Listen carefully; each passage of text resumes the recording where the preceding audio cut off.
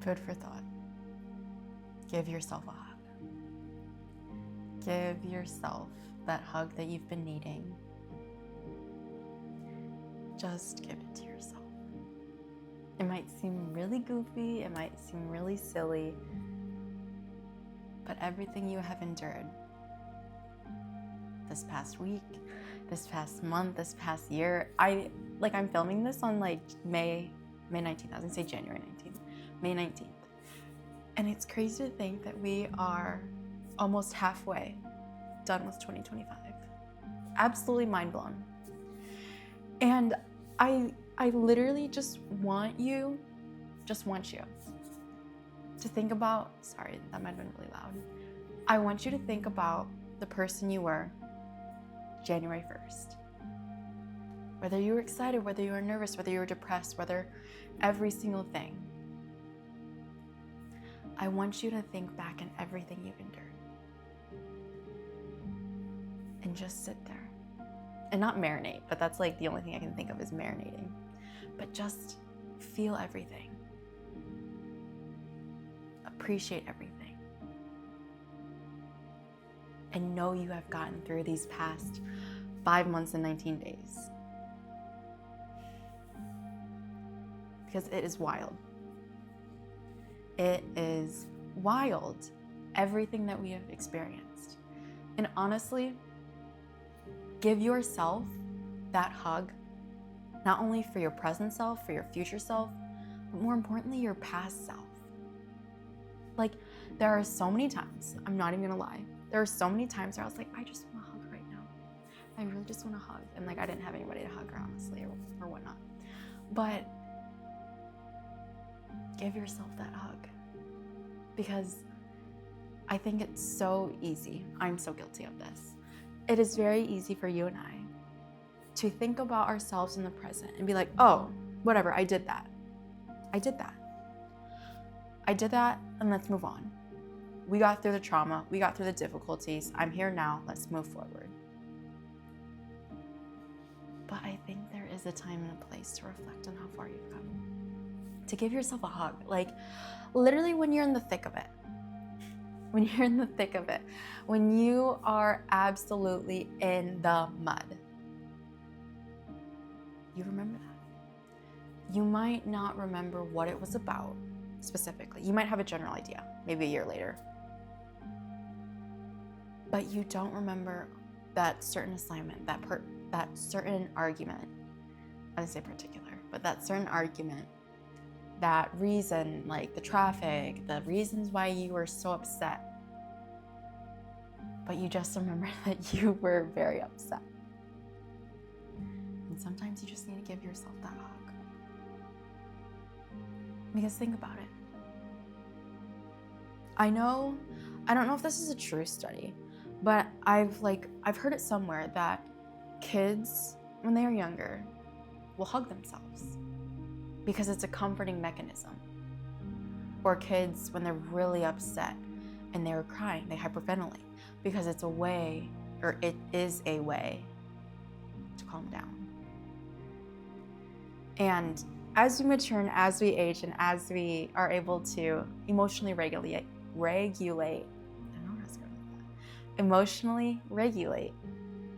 don't need those as often. But sometimes when we are alone, we can give ourselves a hug. Sometimes we can hyperventilate because it sends oxygen to our brain. Lots of it, lots of oxygen, surplus amounts, and it calms us down because your body is reacting. Your body is thinking, oh my gosh, I need more oxygen. Or, oh my gosh, I need to feel secure. And that's okay. That's okay that you are human. And I'm definitely guilty of this, just so you know. And it's not like you have to feel bad about this. But when I'm in the thick of it, I definitely shut out every single thing around me and just focus on the one thing that I'm supposed to get done. I'm supposed to go, I need to slow down. I focus on my assignment. I focus on my homework. I have to focus on my school. And so I shut everything out and I'm tunnel vision. And sometimes that bites me in the butt. And I come out of it and I realize I just needed a hug. Like, I didn't want a hug. I didn't need a hug, but I needed a hug. And I needed just to slow down. And it's in those moments when you actually, thinking back, I probably should have hyperventilated a little just to calm myself. Zone in, get grounded, be humble, but like center, that's the word, center myself, we can center each other. And I was just thinking about this because I was just thinking about writing like a letter to yourself, like a past letter. Those are like, I feel like those are so authentic. Writing a letter to yourself. And like writing a letter to your past and future self. And that's just like another idea. But specifically with the idea of the past you, that it's like, I am so proud of you. You made it through. You are so equipped to get through this. You are so blessed to have this opportunity. You have the strength to get through it. Because here I am writing to you that you've made it on the other side. Here I am standing on the other side of the fence, or the other side of that wall, or on the other side of that obstacle that seemed like a mile high. That you got over that. Like, I don't know how to put it. It's like, it's not the same analogy, but it's like, I heard this saying that was like, fear is a mile long, but an inch deep. So it seems very daunting. It seems very daunting. But when you step into fear, it's like really small. And the point of that, I actually kind of forget the point of that. That's okay. But my point, I think, I was trying to get to was like the future you, or like the you, like, let me try to put this. The past you thinks what you're going to go through is absolutely scary. That's what I was going through. Fear is like a mile long, but an inch deep, because from the perspective of yourself in the moment, it feels crazy. It feels absolutely bonkers. But then once you like kind of keep traveling through it, treading through it, you just take your first attempt at it. Yeah, it sucks. Your feet are wet. But you walk through it. Yeah, you might like twist your ankle because you didn't see that divot in the water. I don't know, it's an analogy. But you're gonna get through it. It's crazy, it's so cliche. But it's like you feel like you're never gonna get through it. Like you're in the thick of it and you can't see anything, and you're in the jungle and you've got your two machetes and you're trying to cut through the woods. Can't see anything. But you continue to move forward, and you might get hit, you might get pooped on by birds being in the jungle. But you are here. And you made it past. And it takes a while to like realize you got through it, you know? And it's in that moment that you realize that you got through it, is that your past self just needed a hug. And that your past self needed you to be needed you to be your own cheerleader. Because think about it. Every single time that you didn't want to do anything, all the times that you didn't want to show up for yourself, all the times that you would have been like, yeah, no, later problem, but you showed up.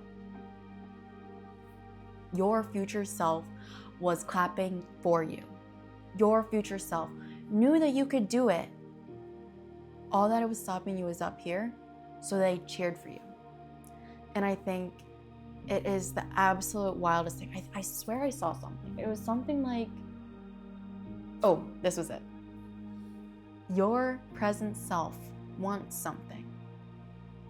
because your future self already has it. That is bonkers. Like, I don't think that you get random big desires. Like, yeah, I want a Maserati. Yeah, I want a Ferrari. Sure, go get it. Have that car. Go for it. But I'm thinking and imagining something deeper. Something that is more of an ambition rather than something that's so concrete and finite. That you have an ambition and you have something that you particularly want. And your past, like, just like think about it now. Like, I'm just trying to like think of something that would be relatable to current you. Because I want you to imagine, let's say you're 16, at least like where I'm from. 16, you can get a car, you get a driver's license, whatnot. You wanted your car at the age of 15. You wanted it so badly, so you got a job, you got another one, you babysat, you did all this stuff. And then all of a sudden, you get that car. And your past self, like let's say you got the keys to your car, you bought your insurance, yada, yada, yada. You have your car. Your past self, your 15-year-old self, knew they wanted a car. They had that burning desire to get a car. And so they worked for it because they knew your future you would get a car. And your future you, present you, has a car now. I know I just said a Maserati, a Ferrari, not a car, whatever. But as a young person, that is so hard to get a car because all the hours you have to put in, everything you have to sacrifice. Sometimes you have to sacrifice things that you don't want to. Name it sacrifice. But you have this desire because you are your past you. You are your past you that the future you knows that that's what you want and that's what you're gonna get. And so do not doubt the things that you currently have or the things that you currently want, I should say, because the future you is patting you on the back. Yeah, patting you on the back and cheering for you. Because I want you to think about your present self now. They are cheering for your past self. Even though you are already done with that lesson, you are already done with that stage in your life, you are that past self for that future person. Kind of crazy, kind of wild, kind of mind-boggling. Just take a moment. You might have to replay that and that's okay. Just go for it. But it's taking a moment and realizing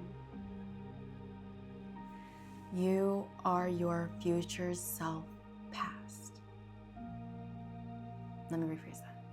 You are your future self past self. Right now, when I'm recording this video, a week later, I am my past self.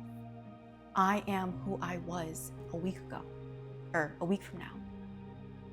And I know 110%, because I'm starting my internship in a week from now. Kind of crazy. Anyways, you'll come along for that too. New background, new environment. Okay, anyways. You are your future self past. And so you gotta get your stuff together so you can make your future self proud. I'm not advocating for like grinding and getting burnout. I'm not. But I'm advocating for consistency. For you to show up for your future self and to know that you are needed.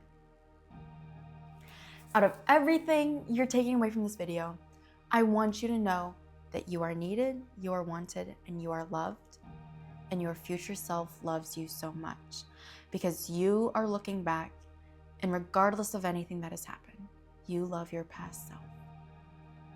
Maybe not in the traditional sense of love, but you love them because they were you, and they were only doing what was best for you in the past, and they were taking care of you. So you must take care of your future self now, how the past you has taken care of yourself now. I don't know if that makes sense, but like, Basically, how you have taken care of yourself in the past and has led you to here, you must do the same for your future self. Long story short. But before we can get too far into the future, give yourself a hug. Because maybe that's all you need to get through today, to get through tomorrow, and to get through the next day. Food for thought.